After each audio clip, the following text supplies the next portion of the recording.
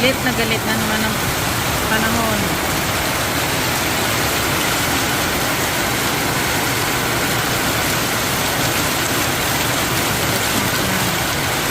Ano tayo gagala nito kung apakalakas ang ulan? Ayan. Bagay, hindi naman kami gala.